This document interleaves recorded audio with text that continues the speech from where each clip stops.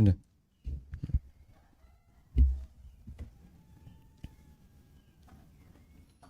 Assalamualaikum warahmatullahi wabarakatuh. Alhamdulillahi rabbil alamin. Wassalatu wassalamu ala ashrafil mursalin. Nabiyyina wa maulana Muhammadin wa ala alihi wa sahbihi ajma'in. Wa ashhadu an la ilaha illallah wahdahu la syarikalah. Wa ashhadu anna Muhammadan abduhu wa rasuluh. Sallallahu alaihi wa ala alihi wa sahbihi wa sallama tasliman katsira. Thumma amma ba'd. Alhamdulillah, puji syukur kita haturkan kehadirat Allah Subhanahu wa taala. Kembali di pagi hari ini kita melanjutkan pembacaan buku tafsir salat dan kita masuk pada doa rukuk yang ketiga. Doa rukuk yang ketiga adalah bacaan subuhun quddusun rabbul malaikati warruh. Subuhun quddusun rabbul malaikati warruh. Sumber doa ini berasal dari hadis Aisyah radhiyallahu anha. Beliau mengatakan, "Anna Nabiyya sallallahu alaihi wasallam kana yaqulu fi ruku'ihi wa sujudi." Nabi sallallahu alaihi wasallam beliau membaca doa ketika rukuk dan sujudnya, "Subuhun quddusun rabbul malaikati warruh." Subuhun artinya maha suci. Kudus, maha kudus, maha suci. Rabbul malaikah, Rabbnya para malaikat. Warruhi, dan sang ruh. Yang disebut dengan ar-ruh di sini adalah Jibril alaihi salatu wassalam. Dalam tafsir doa subuhun kudus, Al-Qadhi Iyad menjelaskan subuh bisa juga dibaca sabuh. Sehingga sinnya bisa di fathah, bisa juga di dhammah. Bisa dibaca subuhun, bisa dibaca sabuhun. Artinya maha suci dari kekurangan dan sekutu. Allah tersucikan dari aib, kekurangan, dan Allah tersucikan dari syarik, keberadaan sekutu. La syarikalah, tidak ada sekutu baginya. Dan semua hal yang bertentangan dengan ilahiyah Allah. Ilahiyah Allah adalah sifat yang menunjukkan bahwa dialah satu-satunya Tuhan yang berhak disembah. Sehingga kita mensucikan Allah Subhanahu wa taala ketika kita membaca subuhun atau subhanallah.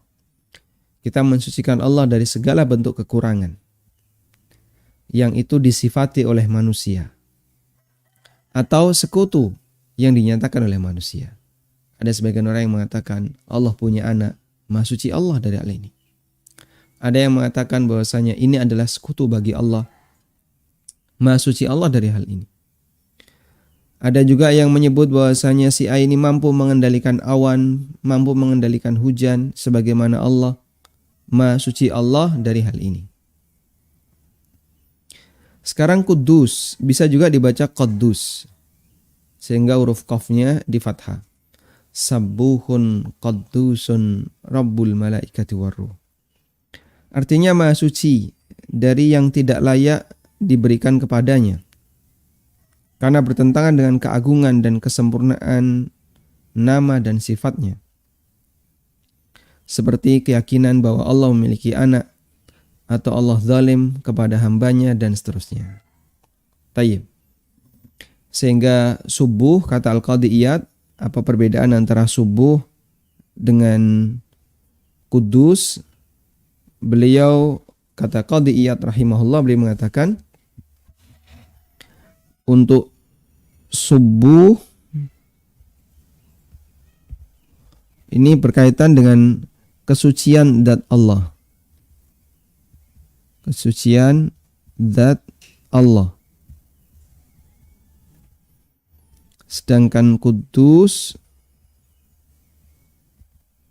ini berkaitan dengan kesucian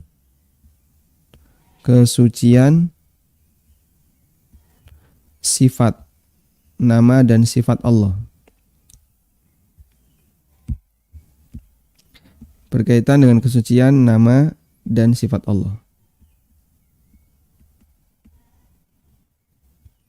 Sifat itu keterangan apapun tentang Allah. Misalnya menyebut Allah punya anak, Allah dhalim, itu bertentangan dengan nama Allah adil.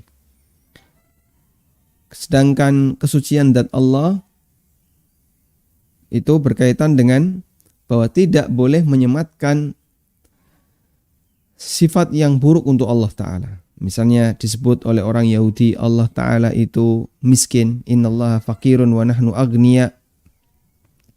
Orang Yahudi mengatakan yadullahi maglulah, tangan Allah terbelenggu.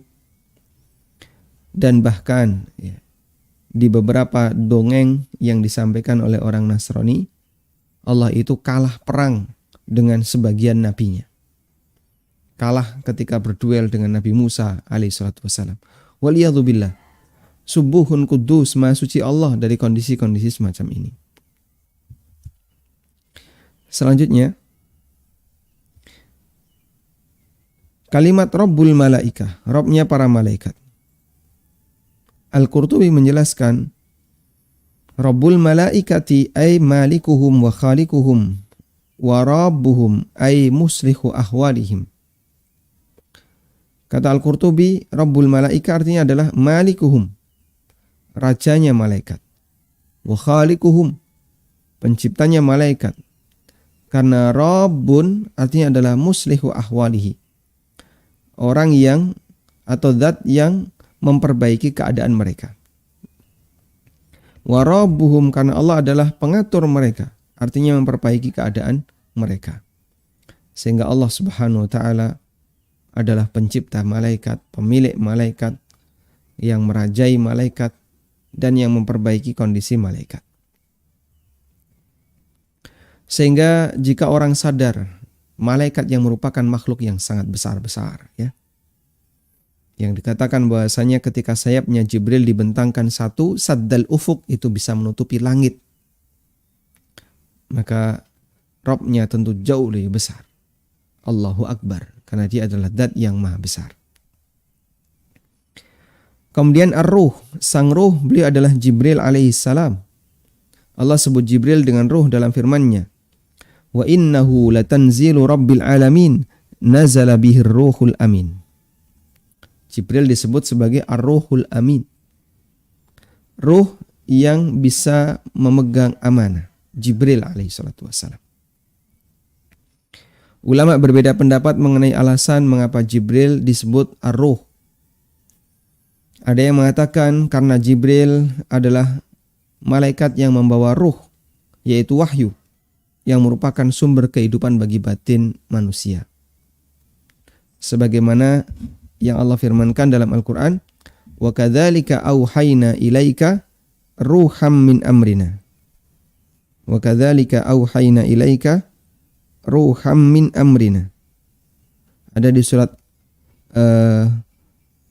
Asy-Syu'ara, atau ada di surat Asy-Syura, ya, ayat yang ke-52,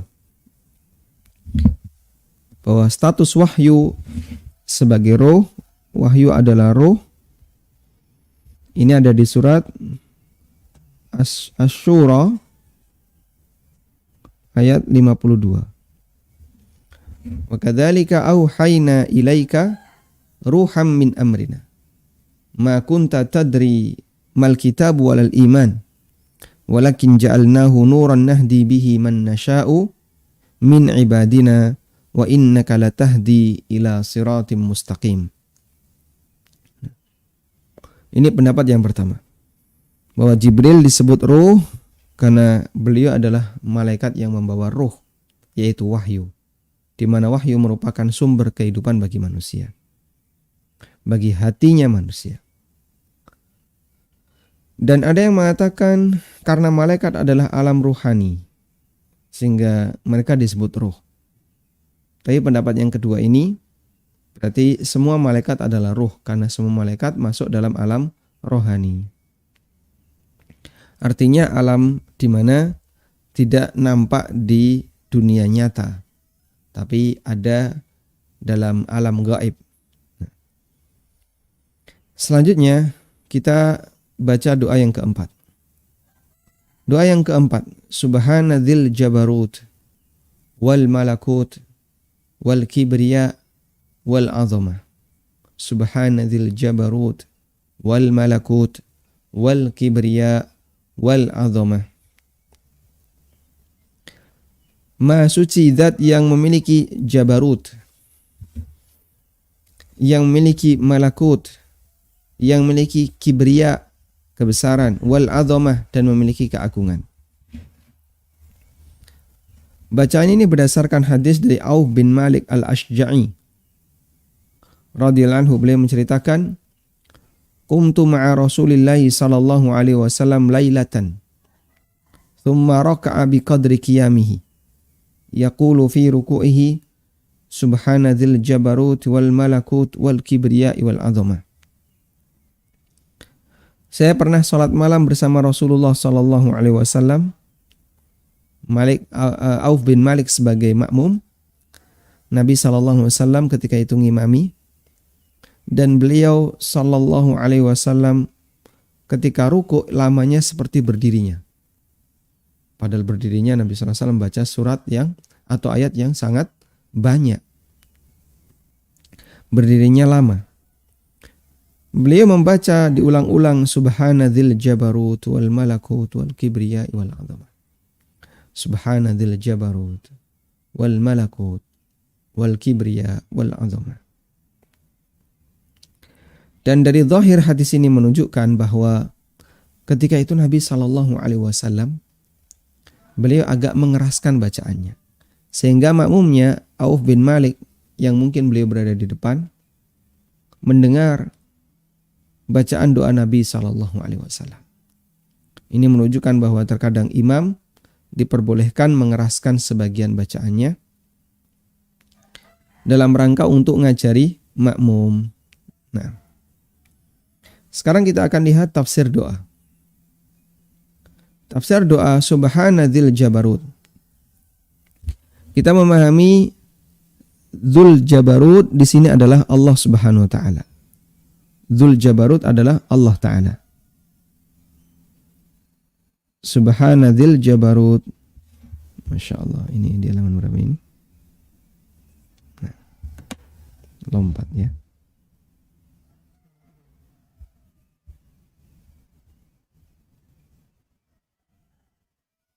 Seratus. Nah,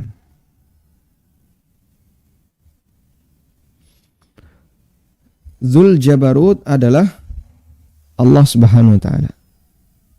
Dzul Jabarut. Nah, ketika dikasih lafadz subhana, dikasih lafadz subhana, maka wawu ini berubah jadi ya, sehingga dibaca dzil jabarut. Jadi majrur. Ya. Dzul Jabarut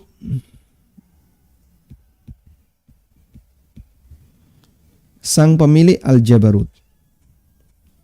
Nah, dzu ini termasuk di antara asmaul khamsah. Ketika dia marfu, maka dia berharokat wawu. Dia ditandai dengan keberadaan wawu. Namun ketika dia jadi majrur, ada tambahan subhana, maka dzul jabarut menjadi dzil jabarut. Sehingga kita membaca subhanadzil jabarut sebagaimana lafaz subhanallah. Subhanallah. Subhanallah ini harokat Allah di sini dhammah, fathah atau kasrah? Jawabannya kasrah. Karena dia majrur, dia menjadi majrur dengan lafaz subhana.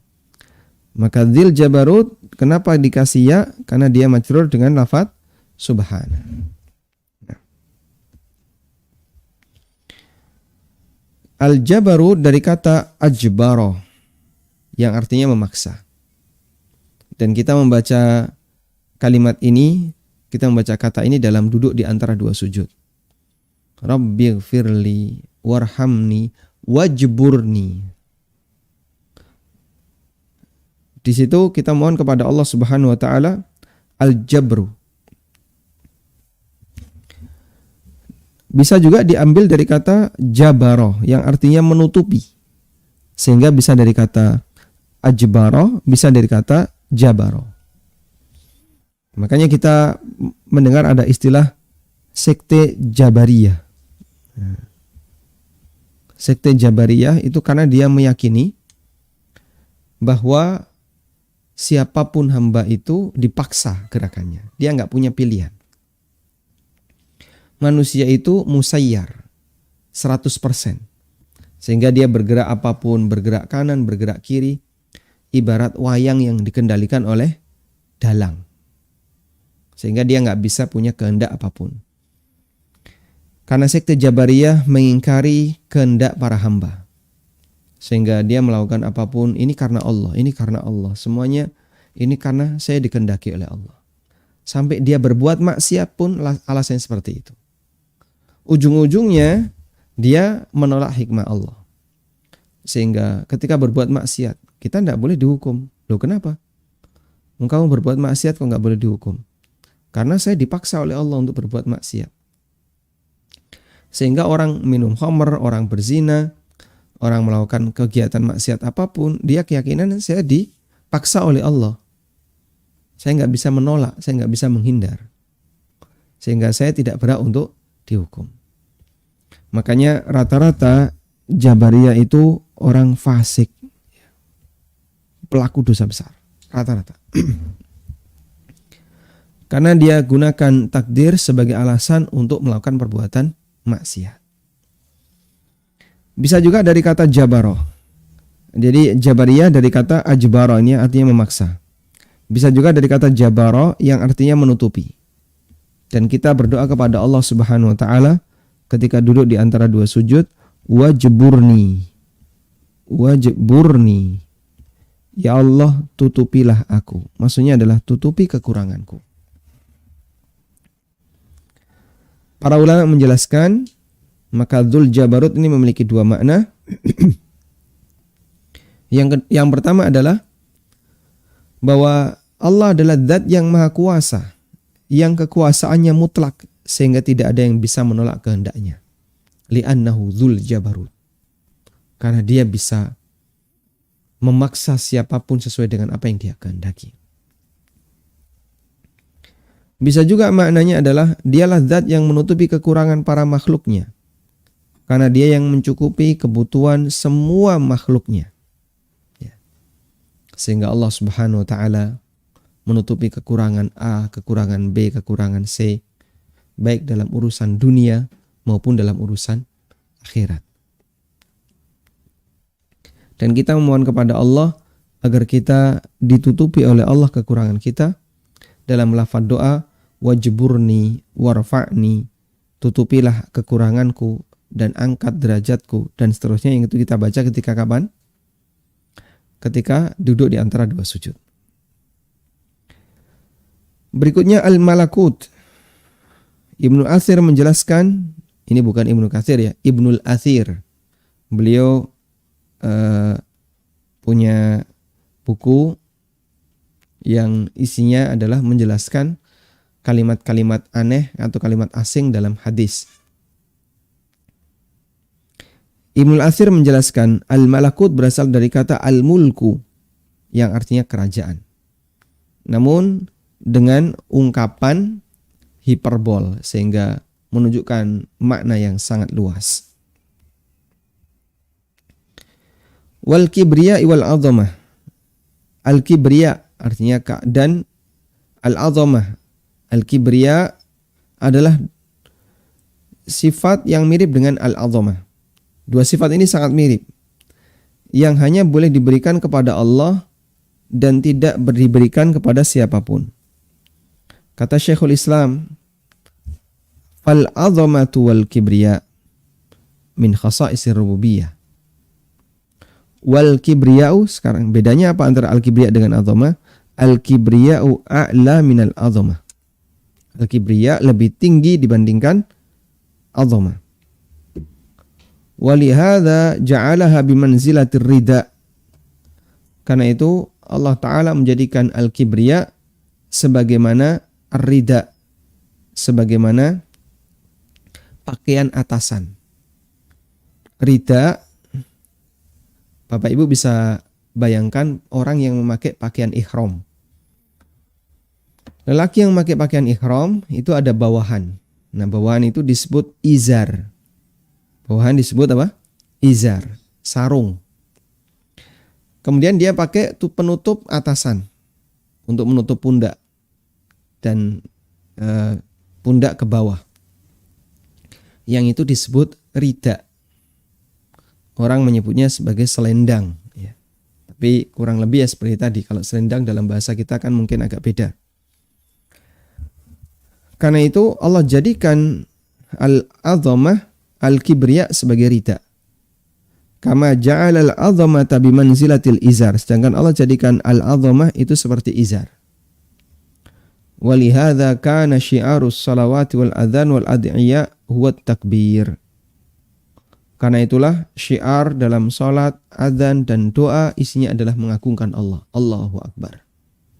Dalam adzan mengagungkan Allah. Allahu Akbar paling banyak lafaz itu. Dalam salat lafaz Allahu Akbar paling banyak juga. Takbiratul ihram, takbir intiqal. Karena itu semuanya adalah al-kibriya wal azamah, itu semuanya kembali kepada kebesaran Allah Subhanahu wa taala. Yang dimaksud dengan perkataan Syekhul Islam tadi ya, Allah menjadikan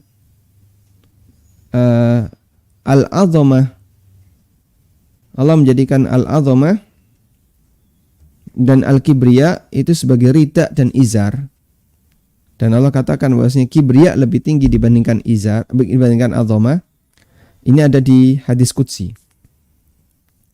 Allah Ta'ala berfirman, Al-kibriya uridai. Al-kibriya adalah pakaian atasanku. Wal azamatu izari. Sedangkan al-azamah adalah pakaian bawahanku, izarku. Faman naza'ani wahidan minhuma qadhaftuhu finnar. Karena itu siapa yang mengambil salah satu dariku, siapa yang berusaha untuk mengambil, mencabutnya salah satu dariku, qadhaftuhu finnar, akan aku lemparkan dia ke neraka. Maksudnya adalah manusia tidak boleh bersikap sombong. Ya, manusia tidak boleh merasa angkuh. Karena siapa yang mengambil itu, maka Allah Subhanahu wa taala akan lemparkan dia ke neraka. Dan ciri kesombongan adalah ketika seseorang itu menolak kebenaran dan merasa dia lebih tinggi dibandingkan yang lain. Makanya iblis ketika dia sombong, ya, ciri sombong kata Nabi SAW, al-kibru batrul haq, menolak kebenaran. Sombong itu menolak kebenaran. Menolak perintah, disuruh ini nggak mau, disuruh menerima kebenaran nggak mau dia. Dan yang kedua, ghamtun nas, ya, menghina yang lain. Ya. Misalnya menyebut yang lain goblok atau menyebut yang lain apalagi, ya, bodoh dan seterusnya. Dia menghina yang lain. Dan itu gayanya iblis. Iblis ketika dia bersikap sombong, maka dia nggak mau sujud kepada Adam.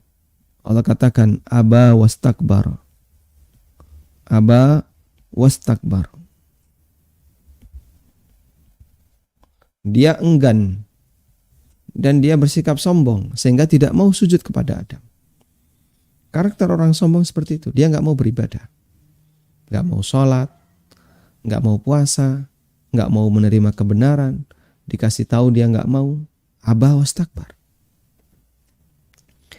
Dan iblis juga menghina Adam, sehingga dia mengatakan di hadapan Allah Ta'ala, ana khairum minhu,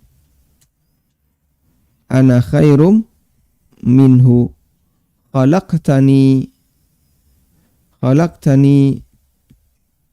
min narin wa khalaqtahu min tin.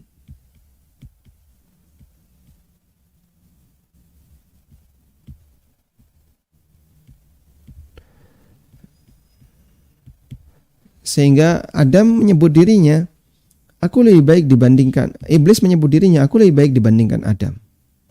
Engkau ciptakan aku ya Allah dari api, dan engkau ciptakan Adam dari tanah.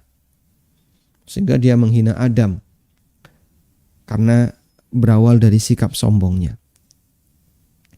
Dan orang sombong seperti itu. Pertama, dia itu enggan, ya, tidak mau untuk menerima. Berikutnya dia menghina orang lain. Kita lanjutkan.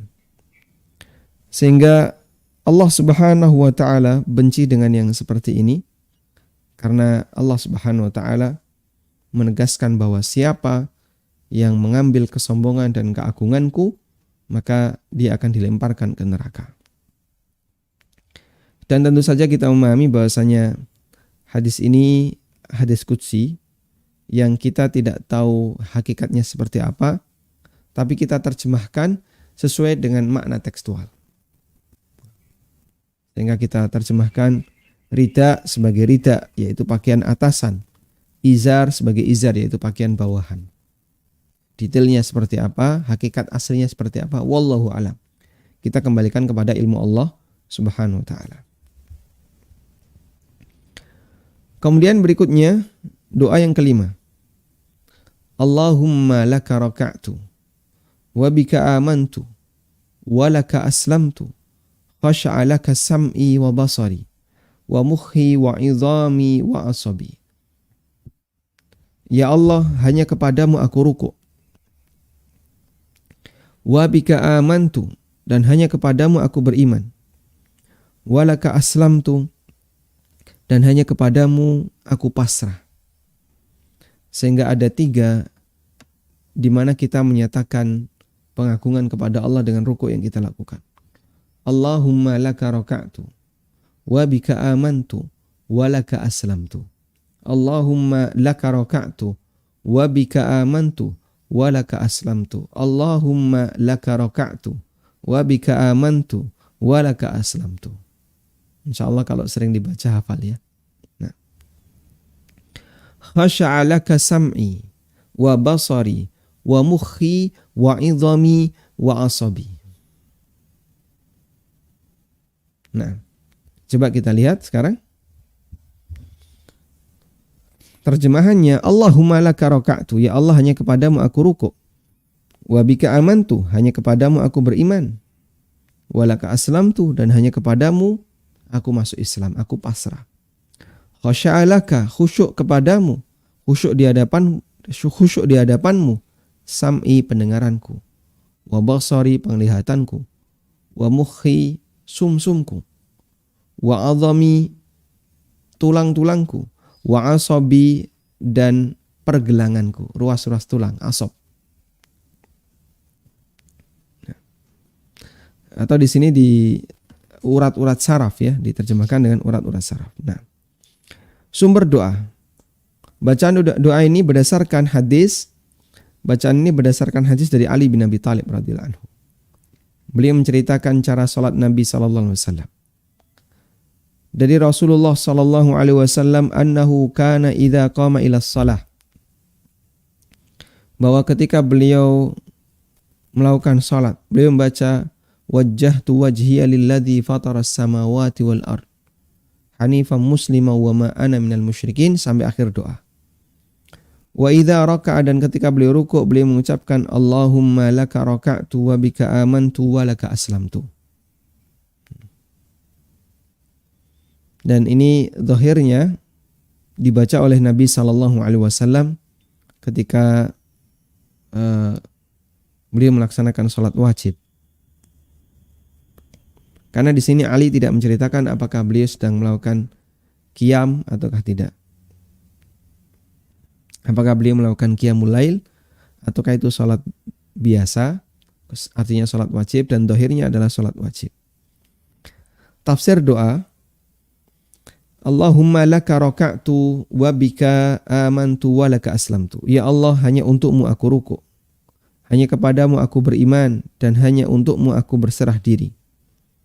Kalimat ini merupakan pengakuan seorang hamba akan penghambaan dirinya di hadapan Allah Ta'ala. Zat yang mereka sembah sehingga mereka serahkan semuanya untuk Allah Ta'ala. Allahumma laka raka'tu wa bika amantu wa laka aslamtu. Termasuk kita berislam hanya untuk Allah, dalam arti kita siap tunduk terhadap semua perintah dan larangannya dan ridha kepada semua takdirnya. Sehingga kita menjadi muslim untuk semua ketetapan Allah. Kita menjadi muslim.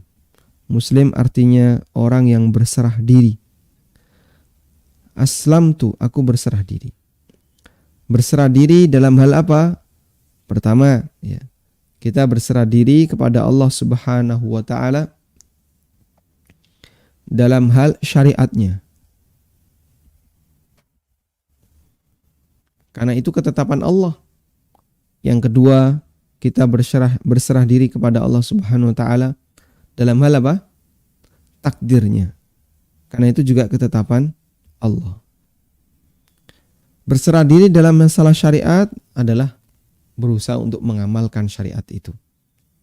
Berserah diri terhadap takdir artinya ridho. Ketika kita mendapatkan takdir apapun yang telah Allah tetapkan. Karena ketetapan Allah cuma dua ini. Ketetapan Allah, ada syariat Allah, dan ada takdir Allah. Ini adalah ketetapan Allah. Maka seorang muslim, ketika dia menjadi seorang muslim yang baik, dia akan berusaha untuk selalu berjalan sesuai syariat.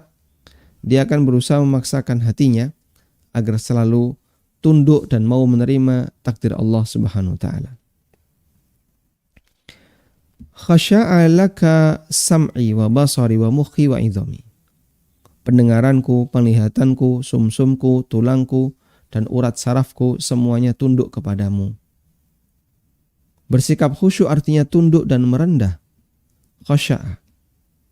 Imam Ar-Rafi'i, ulama Syafi'iyah, mengatakan dalam bacaan doa ini kita menyatakan bahwa seluruh anggota badan kita, baik yang sifatnya fisik seperti tulang, otak, dan saraf, maupun yang sifatnya non-fisik ya, seperti kemampuan mendengar dan melihat, semuanya tunduk kepada Allah Subhanahu wa Ta'ala.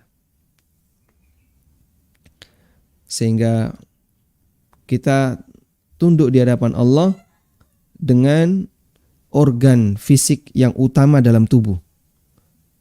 Pendengaran, penglihatan, sumsum tulang, idham, tulangnya juga, wa asab, dan saraf-sarafnya, yang itu merupakan sumber gerakan bagi badan manusia. Coba, satu saraf kecepit, yang terjadi apa? Orang tidak bisa hidup normal. Ya, mungkin dia nggak bisa bergerak ke kanan, nggak bisa bergerak ke kiri, bahkan kadang nggak bisa bicara, cuman diam aja. Ini karena bisa jadi ada sarafnya yang kecepit.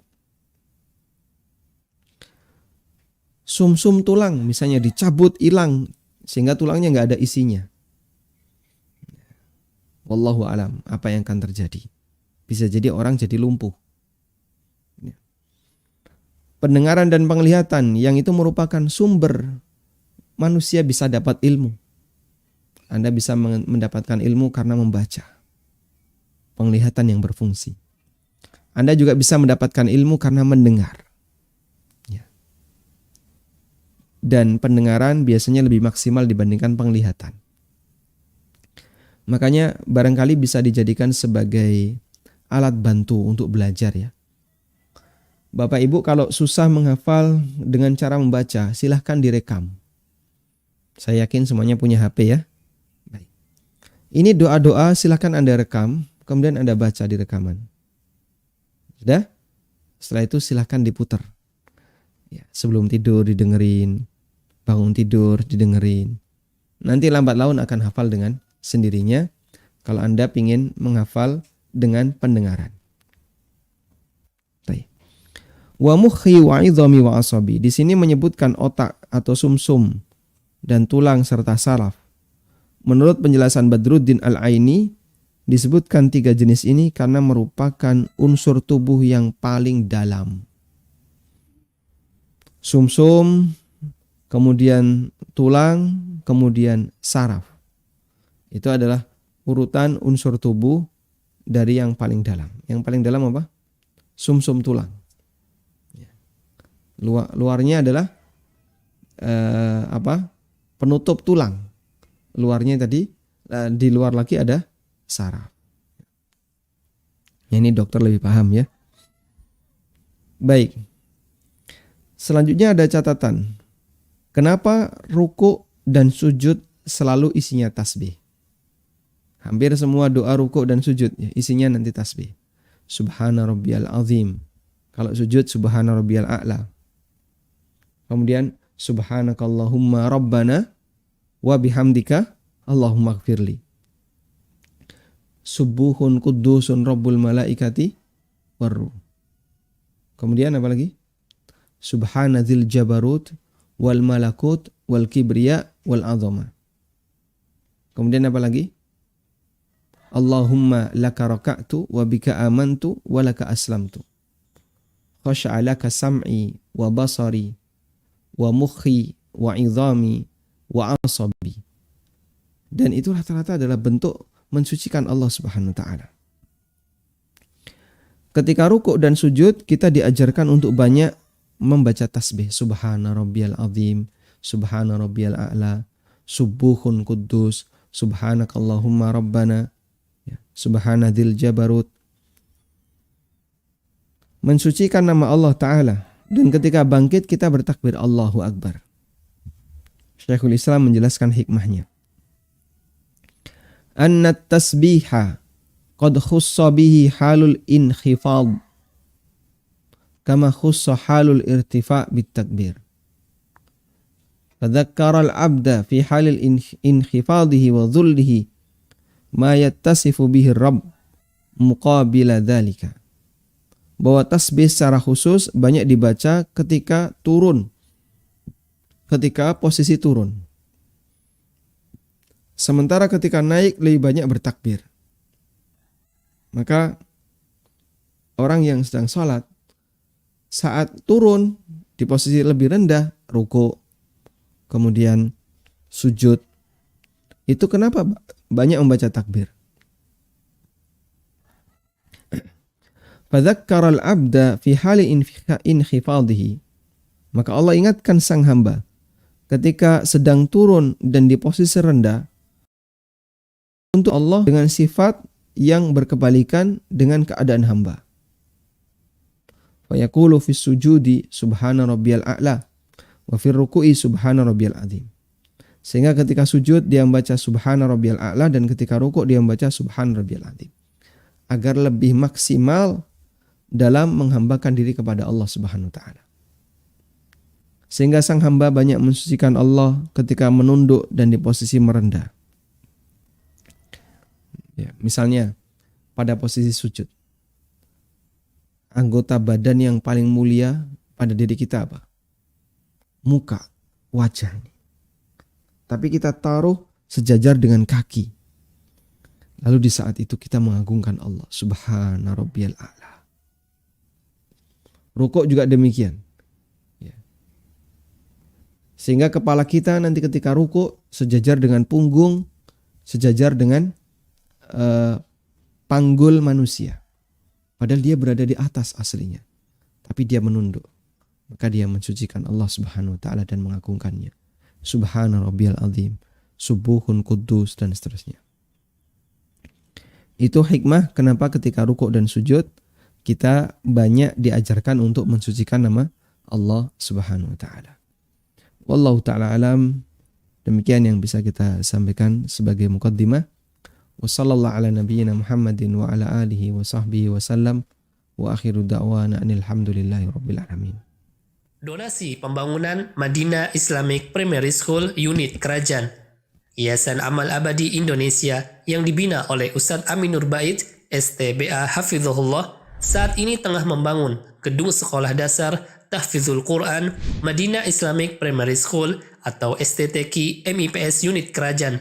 Gedung ini dibangun di atas tanah seluas 646 meter persegi. Perkiraan biaya untuk pembangunan tahap pertama mencapai 2,6 miliar rupiah. Salurkan donasi Anda untuk pembangunan STTQ MIPS melalui rekening atas nama Yayasan Amal Abadi Indonesia, Bank Mandiri Syariah di nomor rekening 7441049999. Konfirmasi dan info donasi hubungi 082 12345 7441. Jazakumullahu khairan. من ذا الذي يقرض الله قرضا حسنا فيضاعفه له وله أجر كريم. Walhamdulillahirrabbilalamin. Selanjutnya kami persilahkan bagi Anda yang mau bergabung. Bismillah. Assalamualaikum warahmatullahi wabarakatuh. Waalaikumsalam warahmatullahi wabarakatuh. Silakan. Ustadz, Ana mau nanya mengenai bulan puasa ini. Jika ada akhwat yang mentargetkan baca Quran 2-3 juz setiap harinya selama bulan Ramadan ini, itu setiap harinya Ustadz ya. Terus bagaimana jika akhwat tersebut haid? Apakah boleh tetap membaca seperti biasanya 2-3 juz? Atau apakah kita malah mendapat dosa karena banyak menyentuh Al-Quran dalam keadaan tidak suci? Nah, pertanyaan anak kedua, bagaimana adab wanita haid dalam membaca Al-Quran? Apakah Al-Quran itu Al-Quran yang terjemahan yang bisa dibaca oleh wanita haid? Itu aja Ustaz. Syukron, jazakallahu khairan. Assalamualaikum warahmatullahi wabarakatuh. Waalaikumsalam warahmatullahi wabarakatuh. Baik. Yang pertama tentang bagaimana wanita haid membaca Al-Quran dan juga bagaimana adabnya. Sebenarnya pertanyaan pertama dan kedua saling berkaitan. Untuk membaca Al-Quran bagi wanita haid, ulama khilaf. Apakah boleh wanita haid itu membaca Al-Quran ataukah tidak? Ada khilaf di antara para ulama. Dan wallahu ta'ala alam, pendapat yang lebih kuat dalam masalah ini, hukumnya diperbolehkan, namun tidak boleh menyentuh. Dan membaca itu tidak harus menyentuh. Sehingga boleh baca, tapi tidak boleh menyentuh. Terus gimana teknisnya membaca tanpa menyentuh? Kalau Anda punya hafalan, ya nggak jadi masalah, berarti cukup membaca apa yang sudah dihafal. Tapi kalau nggak hafal, apalagi ini targetnya adalah dapat 2-3 juz sehari, maka yang bisa dilakukan adalah silakan Anda baca dengan menggunakan laptop. Laptop ini layar di depan. Laptop kan layarnya di depan. Lalu Anda gunakan mouse, sehingga yang disentuh adalah mouse-nya. Anda tidak menyentuh teks Al-Quran yang ada di layar. Sehingga saat Anda scroll atau Anda klik kanan kiri, maka sebenarnya Anda tidak menyentuh Al-Quran sama sekali. Bisa next, selesai next lagi, selesai next, sampai selesai 2-3 juz. Memang ada effort yang lebih, ada usaha lebih yang harus Anda lakukan, tapi insya Allah ini akan semakin menambah pahala. Disebabkan karena Anda bersabar untuk tetap baca Quran, meskipun dalam kondisi sedang datang bulan. Sehingga silahkan tetap baca, namun boleh menggunakan laptop. Intinya jangan sampai menyentuh mushaf Al-Quran. Selanjutnya, Quran terjemah. Quran terjemah. Apakah boleh dibaca oleh wanita haid? Apakah dihukumi sebagai Al-Quran ataukah tidak? Ada penjelasan yang disampaikan oleh para ulama. Ya. Pertama, ada 2 hal yang perlu kita bedakan. Saya kutipkan dari artikel yang saya tulis di konsultasisyariah.com. Ada 2 hal yang perlu kita bedakan. antara mushaf Al-Quran dengan kitab tafsir Al-Quran. Ini dua hal yang berbeda. Ya. Bedakan antara mushaf dengan kitab tafsir.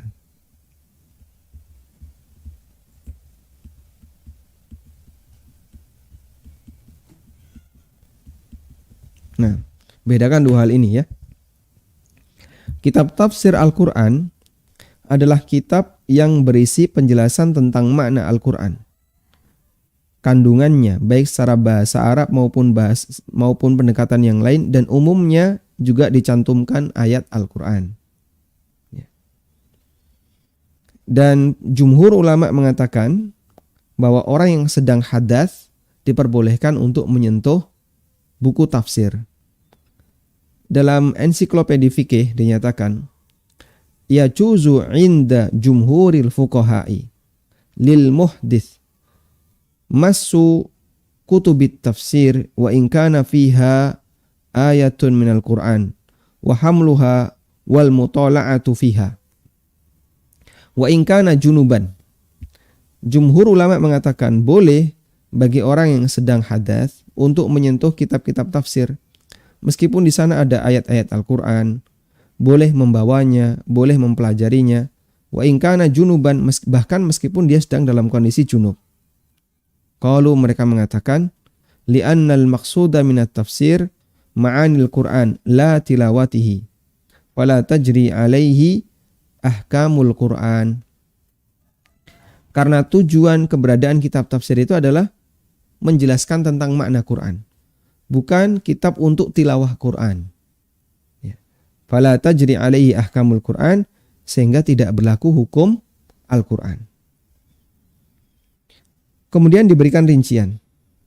Wasarraha Syafi'iyah, dan Syafi'iyah menegaskan bi annal jawaza masyrutatun fihi ay yakuna tafsiru aktsaru minal Quran.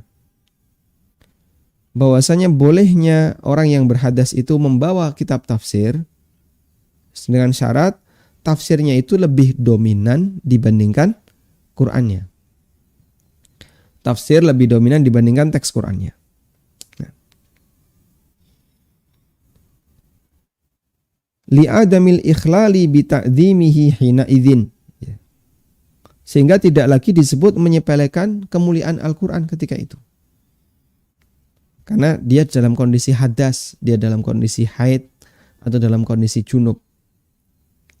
Walaysa huwa fi ma'nal mushaf, dan ini juga tidak disebut sebagai mushaf. Wa khalafa fi dzalika al-Hanafiyah fa aujabul wudu'a limassi kutubit tafsir.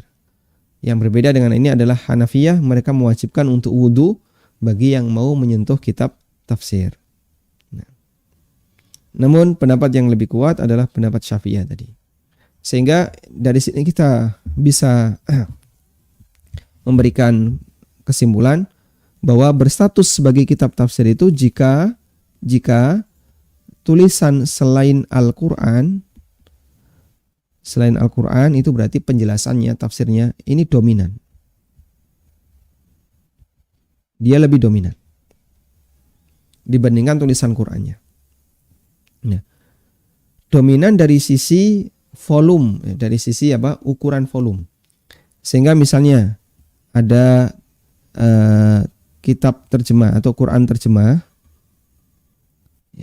kemudian di sini ada Qur'annya, tapi terjemahnya cuma di sini, dan ini sedikit karena ditulis kecil-kecil. Anda bisa melihat satu lembar ini yang dominan yang mana? Dalam satu lembar ini yang dominan teks Qur'annya, Pak. Karena kalau kita hitung luas, jadi ngitungnya kurang lebih hitung luas juga ya. Bukan banyaknya teks. Kalau banyaknya teks kan bisa besar bisa kecil. Hitung luas. Ini Al-Qur'annya lebih banyak dibandingkan catatan pinggirannya, tafsirnya atau terjemahannya. Maka kalau seperti ini belum disebut dominan selain Quran. Sehingga ini masih bisa disebut mushaf. Al-Quran tapi ada catatan pinggiran. Sehingga acuannya adalah mana yang lebih dominan. Kalau lebih dominan bagian tafsirnya sehingga ayatnya cuma kecil, ditulis sedikit gini ya, Ini tafsir semuanya panjang-panjang.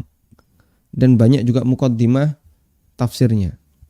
Ya, seperti tafsir As-Sa'di itu tafsir ringkas. Tapi lebih dominan tafsirnya dibandingkan teks Al-Qur'annya.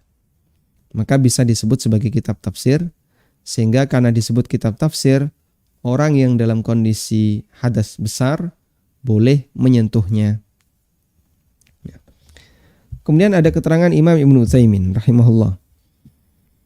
Wa amma kutubut tafsir fayajuzu massuha li'annaha tu'tabaru tafsiran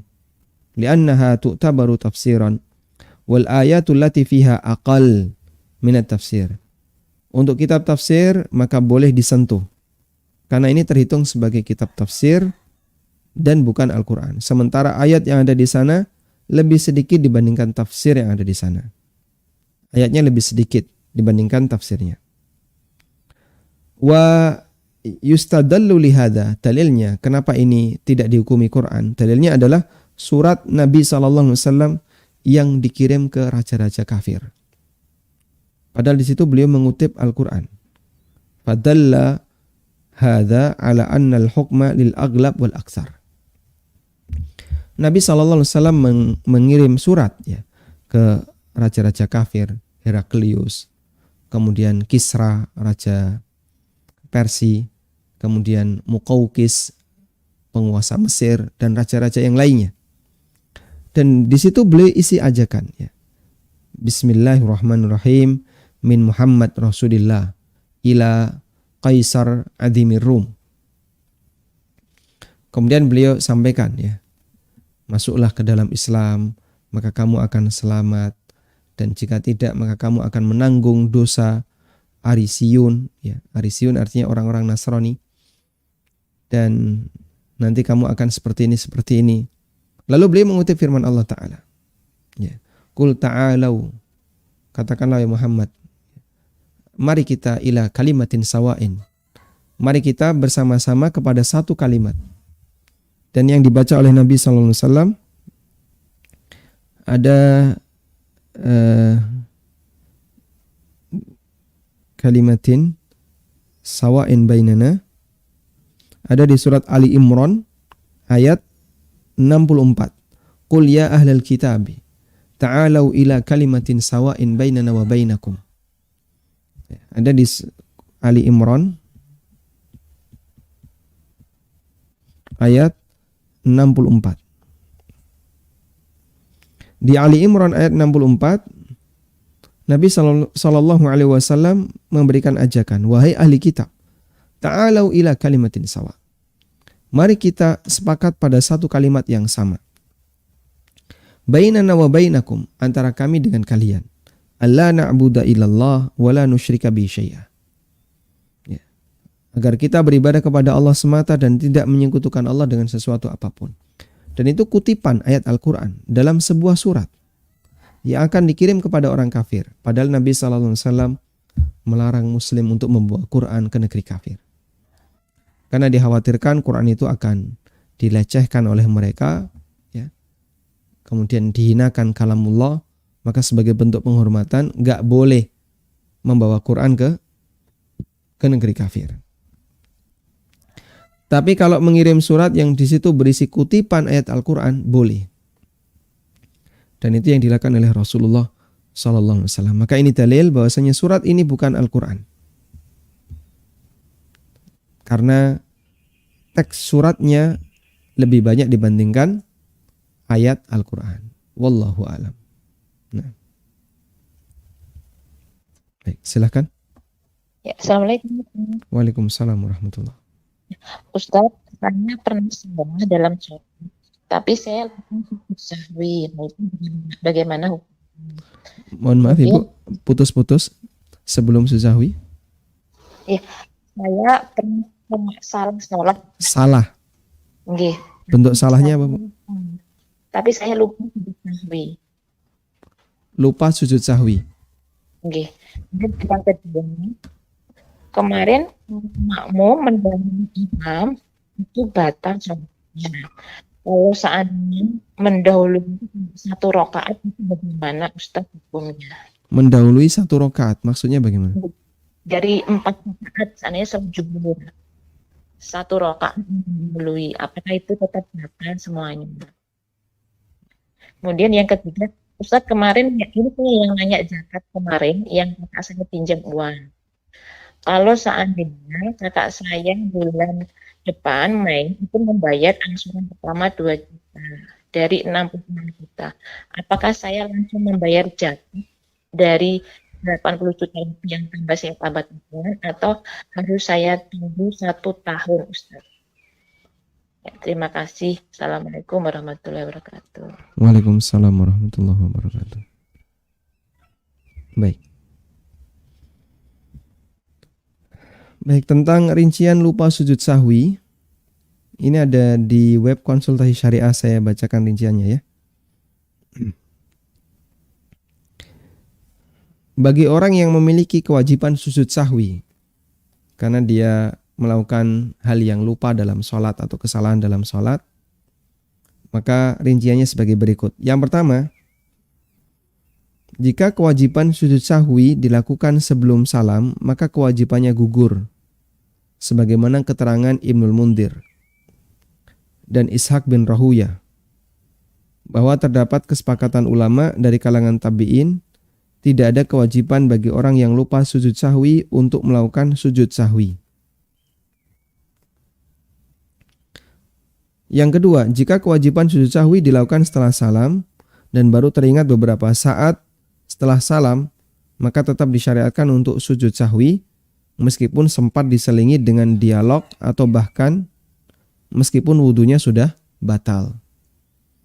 Sehingga ketika Anda lupa sujud sahwi, wah, seharusnya tadi saya sujud sahwi, padahal ini sudah pindah. Sholatnya di musola rumah, ibu sudah ke dapur misalnya, langsung balik ke musola rumah, terus sujud sahwi. Ini ada di kutipan dari Sahih Fikih Sunnah. Sehingga bagi orang yang lupa sujud sahwi, nanti bisa segera disusulkan seingatnya. Kemudian yang kedua, tentang mendahului imam. Mendahului imam batal. Ya. Terus bagaimana dengan, barangkali ini kaitannya dengan salam di rakaat yang ketiga sebelum imam salam.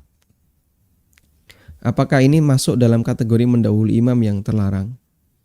Wallahu ta'ala alam, ini dikecualikan karena dia itu niatnya sholat maghrib. Dan sholat maghrib itu 3 rakaat. Sehingga imam sholat isya 4 rakaat, makmum sholat maghrib 3 rakaat. Maka sang makmum ketika dapat 3 rakaat berarti sholatnya sudah selesai. Selanjutnya dia boleh salam. Nah, kemudian dia nyusul imam dengan niat sholat isya sedapatnya. Dan ini tidak masuk dalam kategori mendahului imam karena dia sudah dari awal niatnya adalah untuk melaksanakan sholat maghrib, bukan sholat isya bersama imam. Wallahu alam. Kemudian tentang masalah cicilan zakat, Anda sudah membayar cicilan zakat atau kakak Anda sudah membayar cicilan zakat? Apakah cicilan utang maksud saya? Kakak Anda sudah membayar cicilan utang, apakah ini perlu untuk dizakati?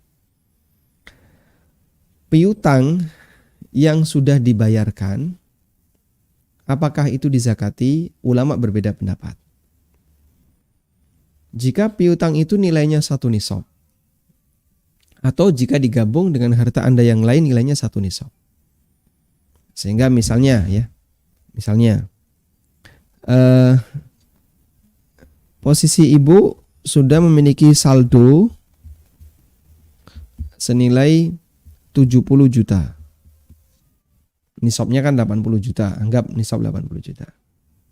Berarti di sini masih kurang 10 juta untuk bisa mencapai nisab.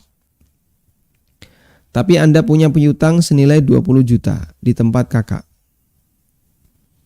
Kemudian dicicil 10 juta. Nah, setelah dicicil 10 juta, ini apakah dizakati? Jawabannya dizakati. Karena sebenarnya dia membersamai yang pokoknya ini. Begitu dapat 10 juta, maka nanti sudah nisab, berarti dihitung selama 1 haul. terus dizakati di akhir haul. Sedangkan yang masih tertahan di sini minus 10 juta ya. Yang masih tertahan di sini apakah perlu juga dizakati jika dibayarkan di waktu misalnya persis setelah haul? Ada khilaf di antara ulama. Karena sebenarnya kalau ini digabungkan dengan pokoknya dia di atas nisab. Ada khilaf dalam masalah ini. Tapi kalau misalnya Anda pilih pendapat yang lebih hati-hati, silahkan dibayarkan zakatnya dengan diambil 2,5% dari cicilan sisa.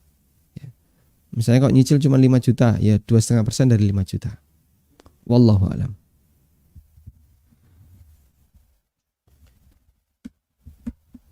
Bismillah. Assalamualaikum Ustadz. Waalaikumsalam warahmatullahi. Apakah bacaan rukuk atau sujud itu tidak terbatas 3 kali bacaan? Bagaimana dengan bacaan Subhanallah Rabbiyal Azim yang setahu anak ada batasan dibaca 3 kali? Mohon penjelasan Ustadz. Nah, ini kemarin sudah kita bahas ya. Di buku tafsir sholat juga sudah kita sampaikan tentang berapa jumlah bacaan yang lebih sesuai sunnah.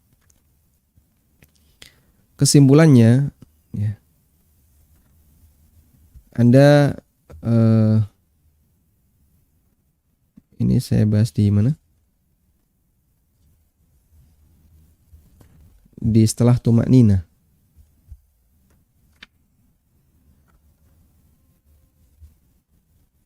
Ya. Di situ ulama khilaf tentang masalah batasannya. Kesimpulannya untuk minimal adalah sekali, sedangkan maksimal di halaman berapa itu? Coba dibuka halaman. Nah, di halaman 140 ya. Di halaman 140. Minimal sekali. Maksimal nggak ada batas. Cuman ada ideal. Jadi ada minimal, ada maksimal, ada ideal. Idealnya berapa? Nah, ideal berapa ini ulama khilaf.